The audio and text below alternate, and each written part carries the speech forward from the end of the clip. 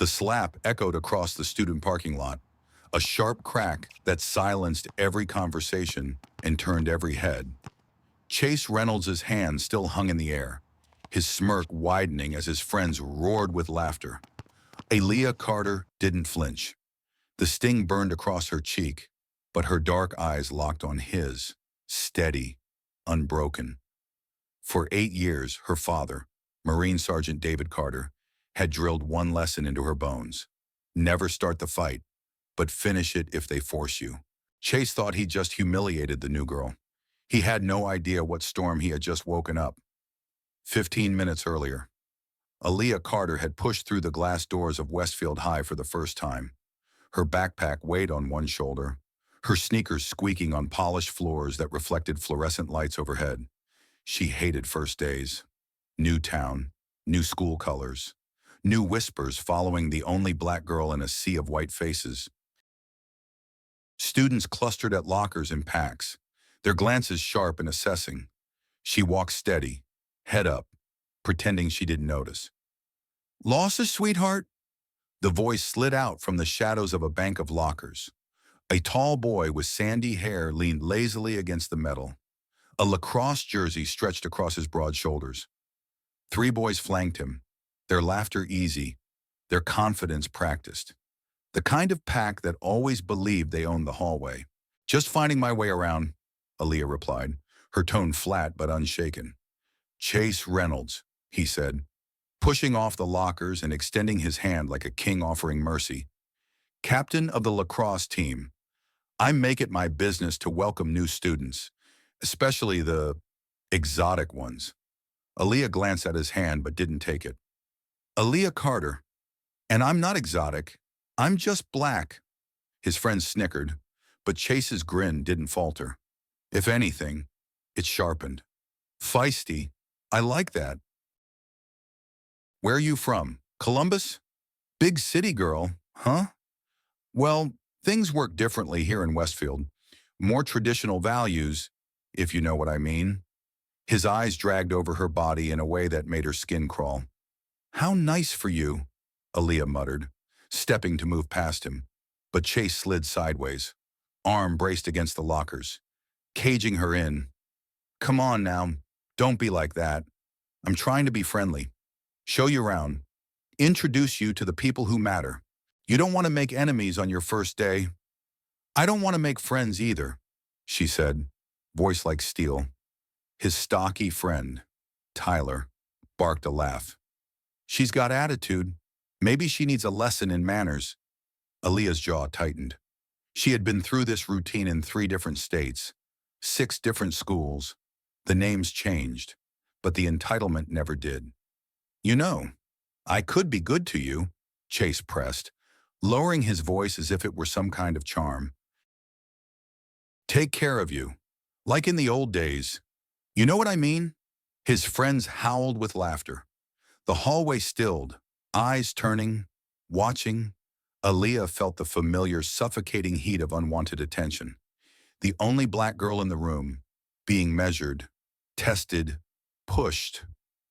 "I know exactly what you mean," she said, her voice cutting through the noise. "And I'm not interested." She tried to step around him, but again his arms shot out, muscles tightening to block her path. "You gonna tell the principal?" he sneered. "My dad's been on the school board 15 years. They'll never believe some angry transfer over a Reynolds."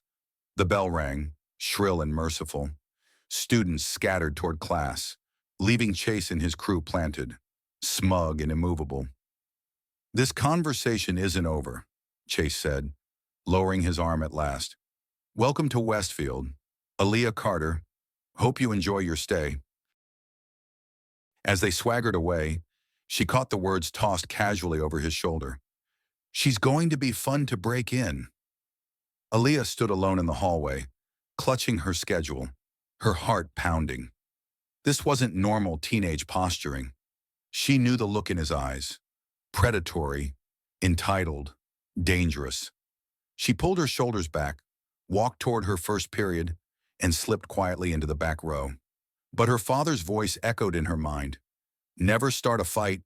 Always be ready to finish one."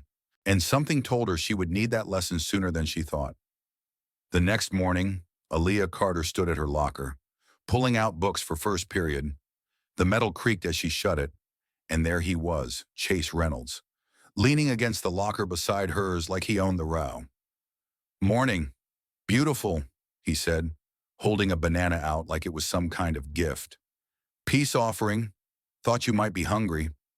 Behind him, Tyler and the others snickered. "Move," Aaliyah said flatly, slinging her backpack over her shoulder. "Don't be cold. Most girls would be grateful for my attention. Chase Reynolds doesn't just talk to anybody." "Lucky me," she muttered, pushing past. She didn't see his grin fade, but she felt his eyes follow her down the hall. By third period, he was waiting outside her chemistry class. By lunch, he'd found her schedule. By the time the dismissal bell rang, he was leaning against her mother's borrowed Honda in the parking lot, his fingers running along the hood like he was appraising livestock. "Nice ride," he said. "Little beat up, but it's got character, like its owner." "Get away from my car." "Relax. I'm not gonna hurt it. Just admiring, you know, I could give you rides to school. My Mustang's a lot nicer than this thing. I don't need rides from you." "What do you need then?" "Money, protection, outsiders like you. Accidents happen." Her fists curled. "Is that a threat?" "Just facts." His grin widened. "Stick with me and nobody will bother you." She opened the door, but his hand clamped down on it. "Think about it. I'll make it worth your while." That night, at home, Aaliyah told her mother. Monica Carter rubbed her temples, worry lines deepening. "Baby, just keep your head down. It's only 1 year. After graduation, you'll never see him again." Her father, David Carter, said nothing. He just set down his fork, eyes hard, jaw tight. Later, as Aaliyah practiced kicks in the garage, he stepped into the doorway. "Never start it," he reminded her. "But if he forces you, finish it." The harassment escalated. In the halls, he brushed against her back, stood too close at her locker, whispered things meant to crawl under her skin.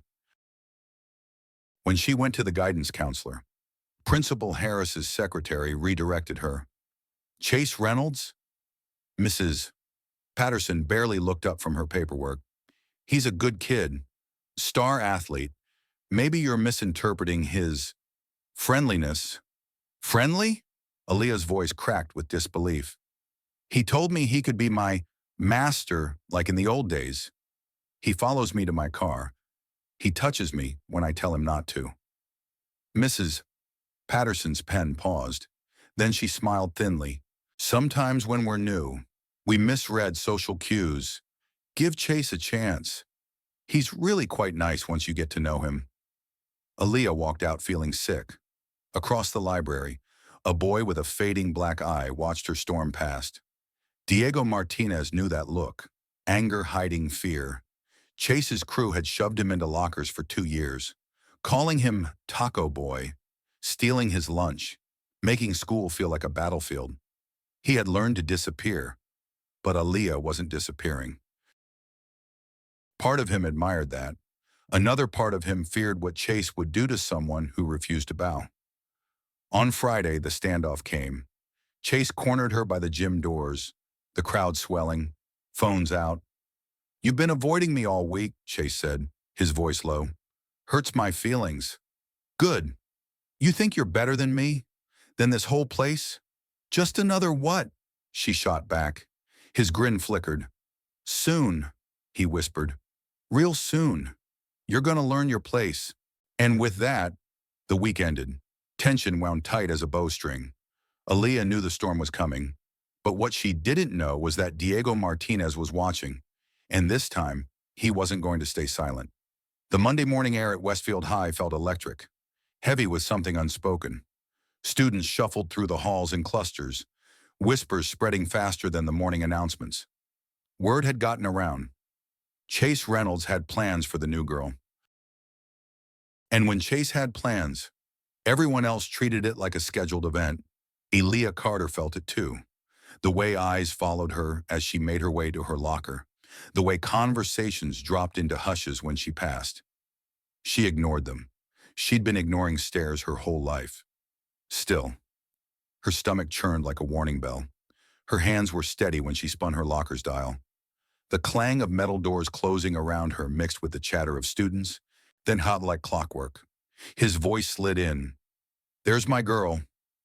Chase Reynolds, captain of the lacrosse team, heir to a family that practically built this school, stood with his entourage at his side. His grin was too wide, too polished. "I'm not your girl," Aaliyah said, not even turning. "Don't be shy. Everyone knows we've got something special." His voice carried across the hallway. Louder now, drawing eyes. Students slowed, some already pulling out their phones. Chase liked an audience. "You've been telling everyone I'm exotic, right?" Aaliyah's voice cut sharp. "Stop. Why? It's a compliment. You're not like the basic girls here. You've got that wild, untamed thing going on." Laughter erupted from his friends, but Aaliyah saw the shifting attention of the hallway. Dozens of eyes on her, waiting to see if she'd break. "Like a beautiful animal," Chase said, leaning in. "That needs to be broken in." The hallway went still. The words hung heavy. Aaliyah turned, facing him fully for the first time. Her voice was calm, but it sliced through the silence. "You want to know what's wild and untamed? Chase? Your breath. When's the last time you brushed your teeth or showered? You smell like a locker room that's been closed up all summer." A ripple of shock moved through the crowd. His grin faltered. "And speaking of basic, let's talk about your personality." She stepped closer, her words precise. "You've got the depth of a puddle and the intelligence of a brick. The only reason anyone pretends to like you is because daddy's money buys you fake friends and a fake reputation." Color rose in Chase's face. His friends shifted uncomfortably. "Your idea of flirting is calling girls exotic animals and talking about the old days like you're some plantation owner. Newsflash, those days are over, and they're not coming back. You're just a scared little boy who can't handle being told no." Gasps, a few muffled laughs. "You think you're intimidating? You're not. You're nothing. You're a walking cliche with a trust fund and daddy issues. The most interesting thing about you is your car, and that's only because someone else designed it." The laughter grew. Some students covered their mouths, others let it out openly. Chase's face had gone crimson. "And one more thing," Aaliyah said, voice rising so the entire hallway could hear. "I wouldn't date you if you were the last boy on earth. I have standards. And you don't even register?" Phones recorded every second. Chase stood frozen, mouth opening and closing like a fish gasping for air. His audience was no longer laughing with him. They were laughing at him. "You think this is funny?" His forced chuckle came out like a bark. "You think this is over? You just made the biggest mistake of your life." Aaliyah slammed her locker shut. "Good. Then we're done here." "None." She walked away, the crowd parting for her like she was Moses in a high school Red Sea. Chase's friends stared at him, waiting for direction. His humiliation burned like acid. He'd never been rejected, never been mocked, never been made small. And it had happened in front of the entire school. By lunch, the video had spread across every table. Students passed phones back and forth, replaying the scene. Chase's bravado shattered with each replay. His father's seat on the school board didn't erase the sound of laughter echoing behind him. At his table, Tyler tried to lighten the mood. "She got you good, man. But hey, shut up." Chase's voice snapped like a whip. "Just shut up." All afternoon, he seethed. Every whisper sounded like mockery. Every glance felt like judgment. By the time the final bell rang, humiliation had curdled into rage. "We're going to fix this," he told his friends as they walked toward the parking lot. "All of us? She wants to play tough? Let's see how tough she really is." The late afternoon sun baked the blacktop of the student lot. Cars glittered like coins under the glare. Aaliyah walked briskly, keys clutched tight in her hand. She just wanted to get home, to breathe. Going somewhere? Chase stepped into her path, flanked by Tyler, Connor, and Brad. Their shadows stretched long across the asphalt.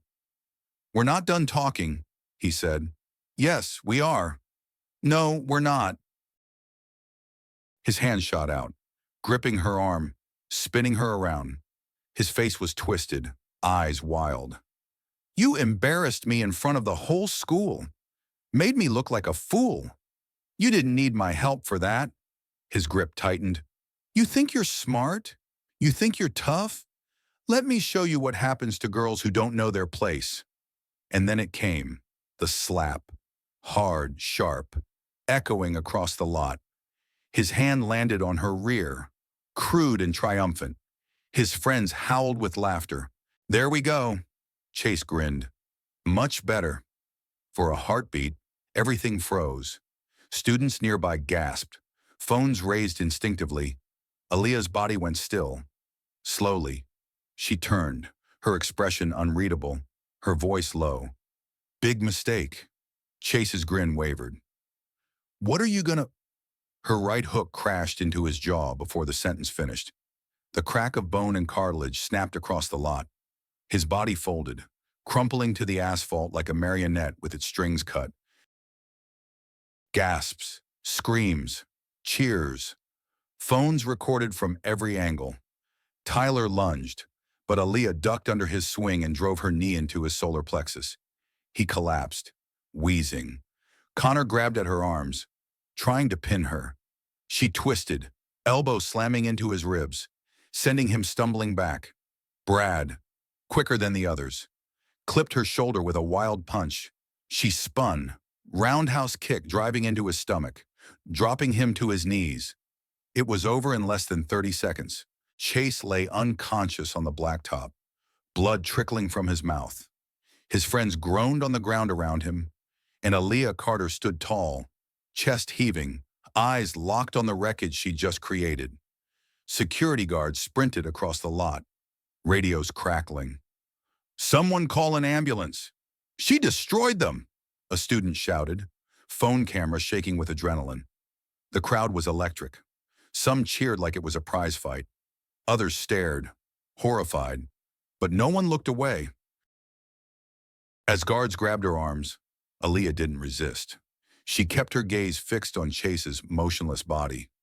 The war had officially begun. Principal Harris's office smelled like stale coffee and disinfectant. Aaliyah sat in a hard plastic chair, Monica Carter beside her, hands clasped tightly. Principal Harris shuffled papers, avoiding eye contact. 5 days suspension, he announced finally. Ms. Carter initiated physical violence against 4 students, resulting in 1 concussion and multiple injuries. Frankly, she's lucky the police aren't involved. "What about what they did to her?" Monica snapped. "That boy assaulted my daughter." According to witness statements, Chase was simply talking to her when she became violent. "There's video." Monica's voice rose. "Multiple students recorded him slapping her." "I've reviewed the footage." Harris finally looked up, face neutral. "It shows Miss Carter striking Chase without provocation. Whatever happened before is hearsay." Aaliyah's hands trembled. "Without provocation? The decision is final. 5 days suspension. Upon return, any further incidents will result in expulsion and possible criminal charges." Monica stood abruptly, chair screeching. "This is unbelievable. So Chase gets nothing?" "Chase and his friends are victims of an unprovoked attack. They're receiving medical attention and counseling support." The meeting was over. In the hallway, Aaliyah felt the rage boiling beneath her skin. "They edited it," she whispered. "They cut the video." "I know, baby," Monica murmured, wrapping an arm around her. "We'll figure this out." That night, at the kitchen table, Aaliyah sat silent, dinner untouched. Her father, David Carter, finally broke the stillness. "Tell me everything," he said. So she did. Every insult, Every unwanted touch, every ignored complaint, and finally in the parking lot, David's jaw clenched with each word. When she finished, his voice was quiet but firm. You did the right thing. Marcus, Monica began, but he cut her off. No, she did exactly what she should have done. When someone puts their hands on you like that, after you've told them to stop, you finish it. Period. But I'm the one suspended, Aaliyah said bitterly, because the system protects boys like him. David reached across the table, gripping her hand. You didn't just defend yourself. You sent a message. To him. To the whole damn school. Tears threatened, but she held them back. It doesn't matter, what? Nothing changed. Everything changed. You just don't see it yet. This isn't over. Aaliyah. Not by a long shot. His words echoed long after dinner ended. Across town, Chase sat in the nurse's office, an ice pack pressed to his swollen jaw. His father, Richard Reynolds, stood over him, cell phone glued to his ear. Yes, I understand the girl's been suspended. But 5 days isn't enough. My son could have been seriously injured. He turned, lowering his voice. What do you mean there's video? Delete it. Control the narrative. Chase was the victim here. Within hours, the official video vanished from school servers, replaced with an edited version starting with Aaliyah's punch. Richard ended the call, laying a hand on his son's shoulder. Don't worry, this will blow over. That girl will think twice before crossing a Reynolds again. But Chase wasn't thinking about punishment. He was thinking about the way her fist had connected, the speed, the precision. None of his victims had ever fought back. None of them had knocked him unconscious. For the first time in his life, Chase Reynolds was afraid. And for the first time in hers, Aaliyah Carter realized she wasn't fighting just for herself anymore. She was fighting for everyone who had ever been told to stay quiet. The week of Aaliyah's suspension felt like exile. Her backpack sat untouched by the door, and every morning she watched the yellow buses roll past from her bedroom window. At school, Chase's bruised jaw became legend, his limp an unspoken warning. Yet somehow, the official story was that she had started it all. The Reynolds family name, money, influence, spotless reputation had once again twisted truth into myth. But the myth was beginning to crack. 2 days into suspension, Aaliyah's phone buzzed with an unfamiliar number. Hello? The voice was shaky but determined. Aaliyah Carter, this is Diego. Diego Martinez. We don't really know each other, but we need to talk. She frowned. How did you get my number? I copied it off a substitute's desk. Look, I saw what happened. Chase jumped me today, same as he did you. And I'm not the only one. There are others. A lot of others. When you're back, we should meet. Aaliyah stared at her bedroom wall, remembering her father's words. Find others. Build something bigger than just you. Where? She asked. Behind the gym. First day you're back. 5 days later, Aaliyah returned to Westfield High. The building loomed like enemy territory, its glass doors reflecting her own tense face. Inside, the air felt charged, students pausing mid-conversation to watch her pass. Some nodded subtly, admiration flickering in their eyes. Others whispered, fear still tethering them to silence. Behind the gym, Diego was waiting. His black eye had faded to a sickly yellow, his split lip healing, but his stance carried new steel. 3 other students stood with him. This is them, he said. The first to step forward was a thin girl with cropped brown hair. Sophia Lopez. Chase cornered me in the bathroom last month. Said he'd flush my head if I told anyone. Next was a tall, black sophomore. Marcus Washington. They've been taking my lunch money since freshman year. Yesterday they shoved me into the trophy case. Last was a pale boy with thick glasses. He spoke barely above a whisper. Ethan Park. They make me do their homework. If I mess up, they hurt me. Aaliyah listened, her chest tight. These weren't just stories. They were scars. She unfolded the paper Diego handed her, 20 names scrawled in shaky handwriting. They can't suspend all of us, Diego said quietly. Aaliyah folded the list, slipping it into her pocket. Then we don't let them pick us off one by one. From now on, we stand together. That week, the group grew. Word traveled underground, through whispers in hallways. Notes slipped under desks, hurried conversations in bathrooms. Behind the gym, outcasts and victims gathered, 20, then 30 strong. Aaliyah taught them simple blocks, escapes from grabs, where to hit if you needed to break free. We don't start fights, she told them. We finish them, eyes, throat, knees, whatever it takes to get away safe. Sophia learned to use her speed. Marcus learned to leverage his height.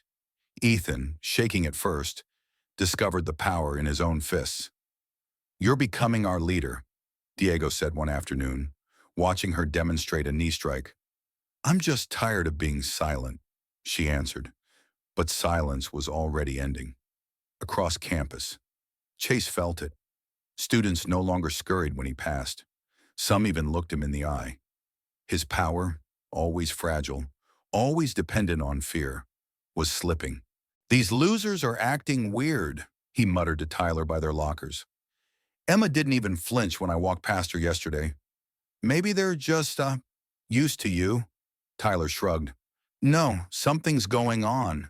They think they can defy me? We need to send a message.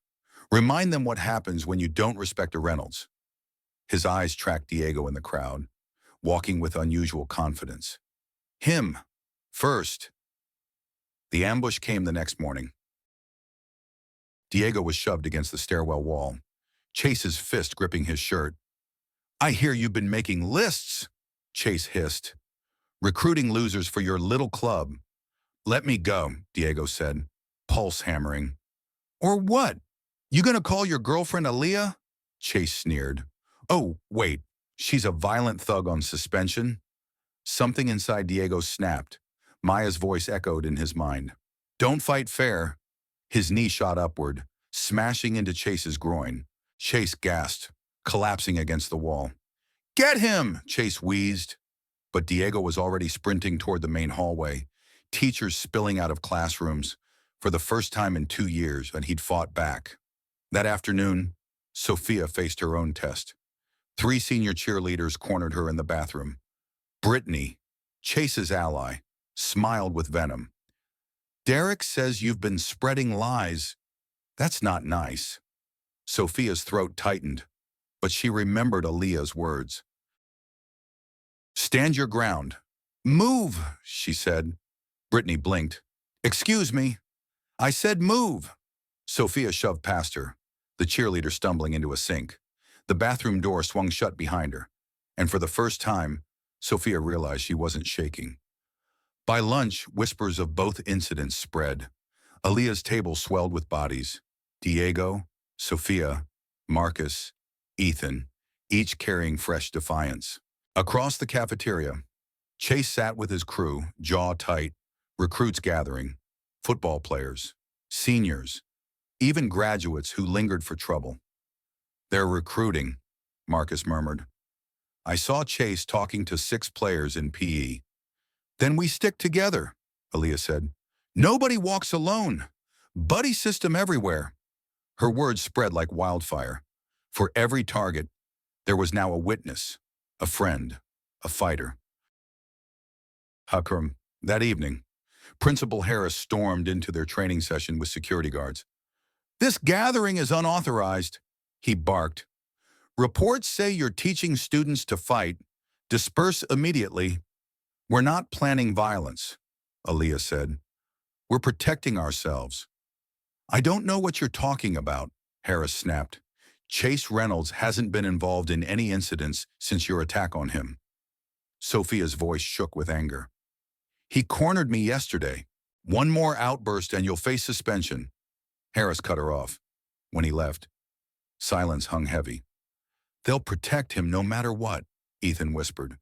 Aaliyah clenched her fists. Then we protect each other. We make it impossible to ignore.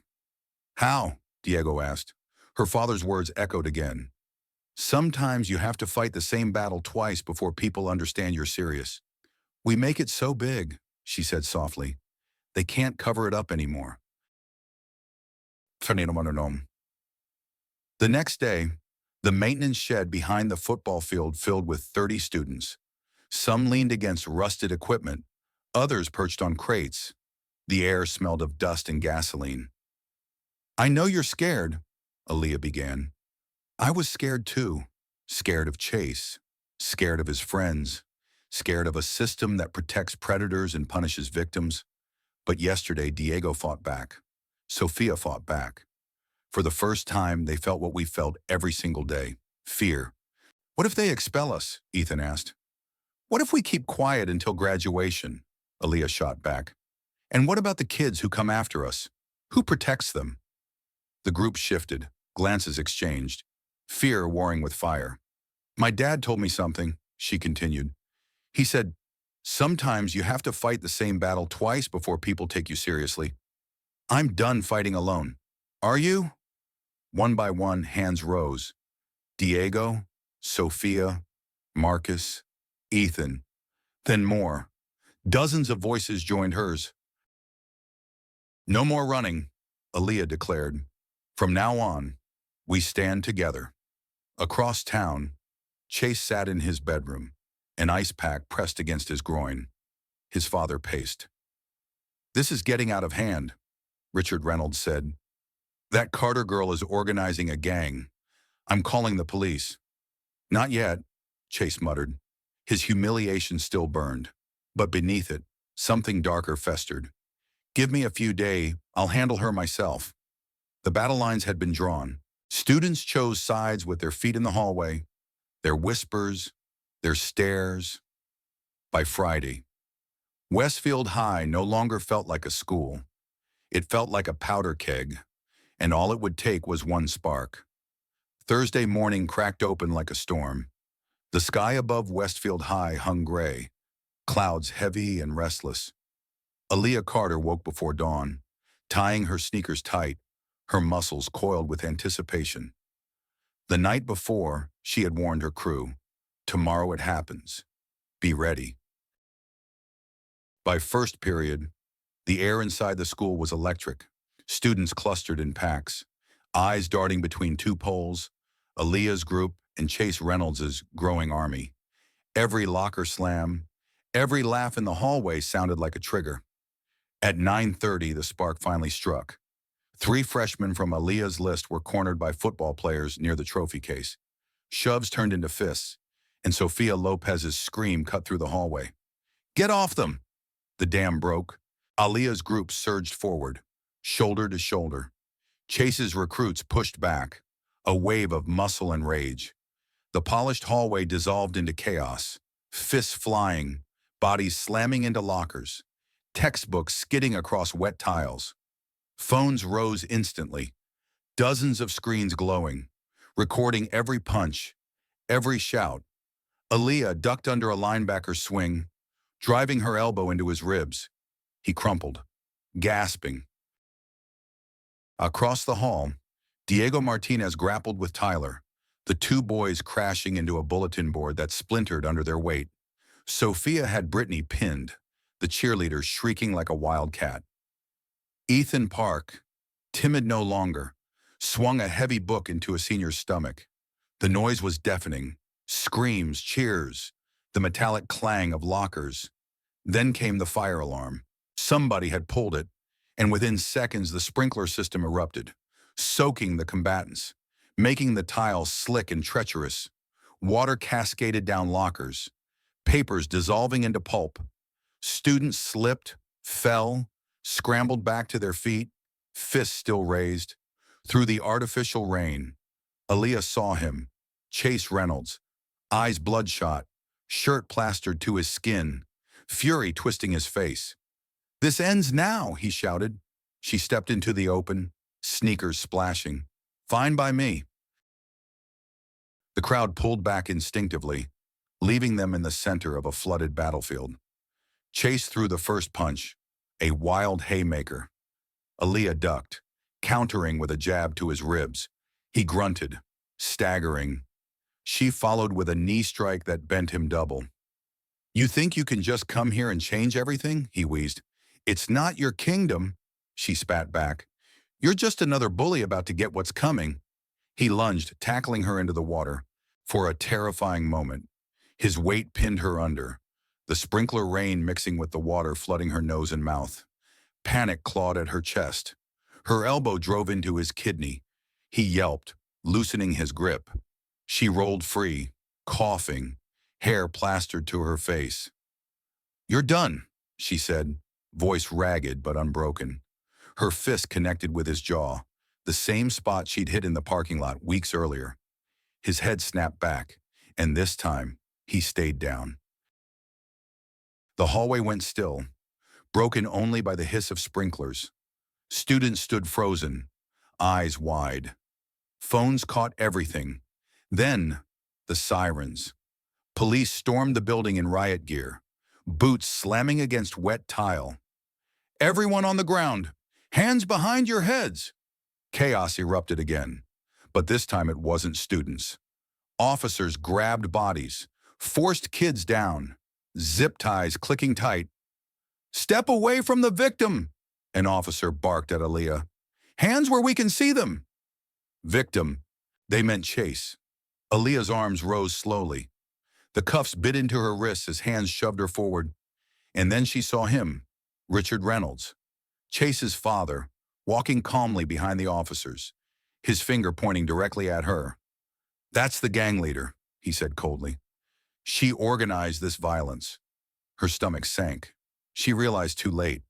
This had been the plan all along. The riot, the destruction, the cameras, it all made her look like the criminal. But as she was led through the flooded hallway, a sound rose that cut through despair. Student voices, dozens, then hundreds. She was defending herself. "Chase started it. He's been bullying us for years." Phones recorded everything. For once, the silence was broken. The courtroom 3 weeks later overflowed with bodies, students, parents, reporters. Signs outside read "Justice for Aaliyah" and "Stop Protecting Bullies." District Attorney Walsh painted her as the instigator. Aaliyah Carter organized and led a criminal conspiracy that turned Westfield High into a war zone. But David Chen, Ethan's older brother and her public defender, rose with quiet fire. Aaliyah Carter is not a criminal. She's a victim who defended herself when every adult failed to do their job. Witness after witness came forward. Diego Martinez spoke of years of harassment. Sofia Lopez described bathroom threats. Ethan Park told of being forced to do homework under threat of violence. Marcus Washington's voice broke as he recalled being shoved into trophy cases while teachers looked away. The real bombshell came from Diego. "I hacked Chase's deleted post. Screens lit up with videos. Chase bragging about breaking in exotic girls, planning attacks with his friends, even recordings of conversations with his father about using school board influence to bury complaints." Gasps rippled through the courtroom. Finally, Chase himself was called. He tried to play the victim, but under cross-examination, his arrogance cracked. "She needed to learn respect," he snapped. "Girls like her think they can just—" "Girls like her?" Chen pressed. "I mean, she's different." "You mean black," Chen said sharply. "You targeted her because she was black, because she was new, and because you thought you could get away with it." The courtroom exploded. Judge Thompson's gavel thundered. "I've heard enough," she declared. "All charges against Aaliyah Carter are dismissed. Furthermore, I am ordering a full investigation into Westfield High's handling of complaints, and Chase Reynolds will face charges for assault, harassment, and conspiracy." The room erupted in cheers. Students hugged each other. Monica and David Carter wrapped their daughter in their arms, tears streaking their faces.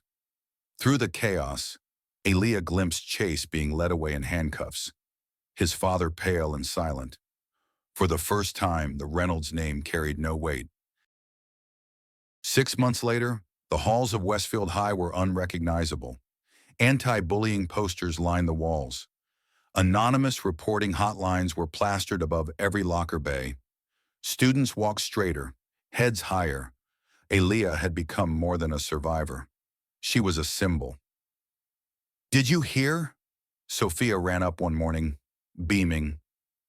Chase got sentenced, 2 years juvenile detention, plus community service, and his dad lost his seat on the school board. And Principal Harris, Diego added, forced resignation. They brought in Coach Rivera as interim.